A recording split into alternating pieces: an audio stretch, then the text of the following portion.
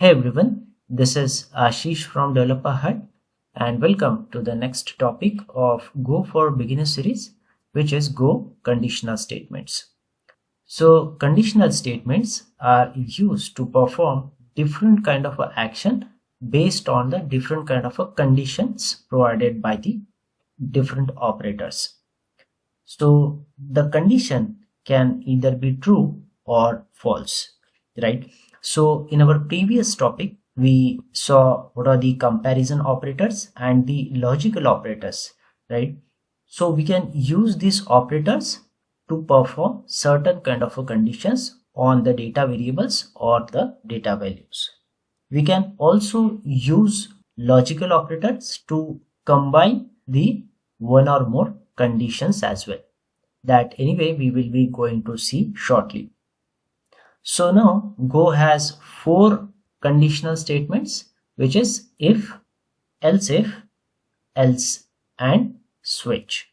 So these are the four conditional statements are there so that we can perform some conditional operations on the given data type or data values. Now let's see one by one. So the if statement is basically used when you want to perform certain action or certain block of a code if that particular condition is true. The syntax is very simple. So syntax is we will use the if, okay, then we give the condition, okay, then we will add a block of code, okay. So here will be block of code. If this condition is true, then this particular code will be executed. Let's see very simple example.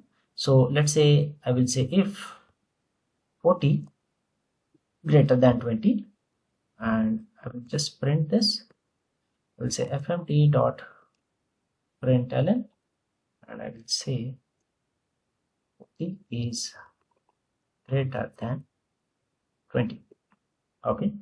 And let's try to run this program. I will say go run conditions.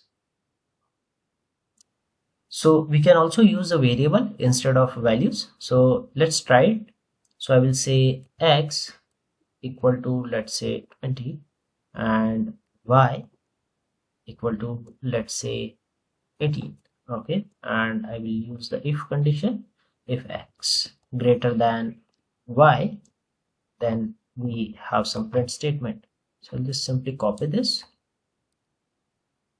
and here I will say x is greater than y, okay. And let's try to run this. So this is how we can use the if statement.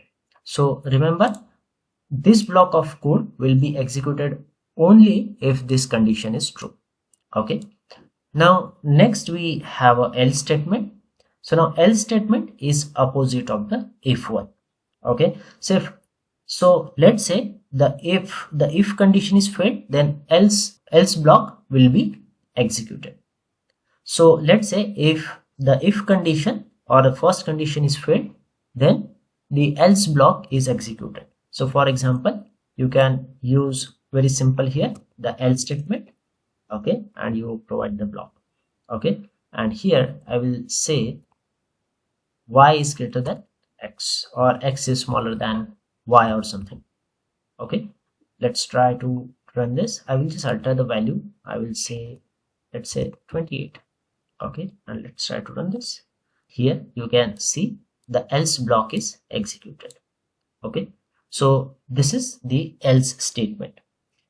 Then next we have the else if statement, right? So else if statement is used to specify some additional conditions if there is any, okay. So for example, I will say, let's say I will just add else if over here. So what I will do is I will say if this is x greater than y, then we have x less than y, okay.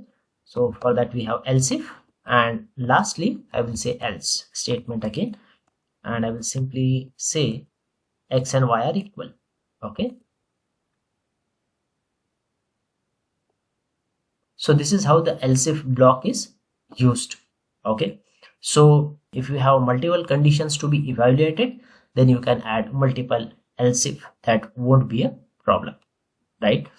Then next, you can also do nested if statements. So if inside if condition is also permitted. Okay, so let's say I will take one more example. I will say number equal to, let's say, 20. Okay, and I will say if number is greater than equal to, let's say, 10. Okay, then I will add some print statement here. Okay, and I will say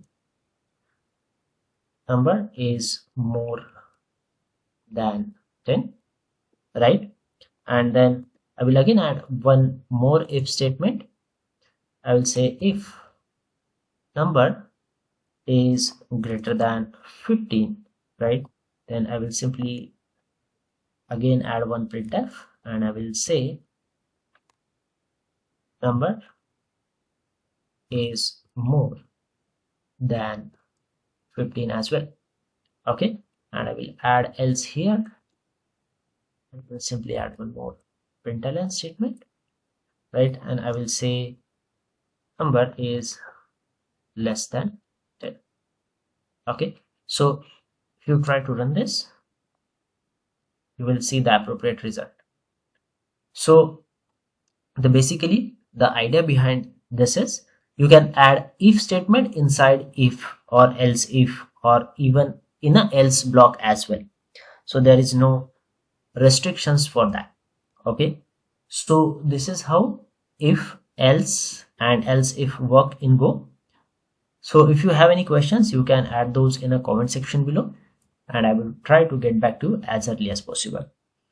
I will add some exercises for you in the exercise section in the GitHub repository so that you can practice this more and more.